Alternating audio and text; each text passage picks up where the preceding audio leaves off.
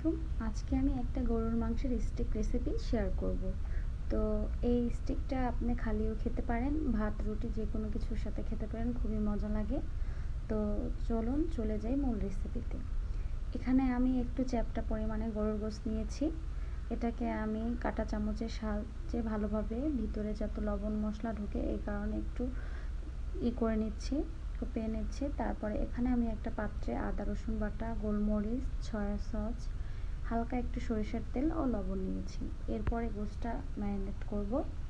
Marinate করে কিছুক্ষণ রেখে দেব। যার হাতে যেমন সময় আছে সেই অনুযায়ী ম্যারিনেট করবেন। যত বেশি ম্যারিনেট থাকবে তত বেশি মশলাটা গায়ে ঢুকবে, খেতে ভালো লাগবে।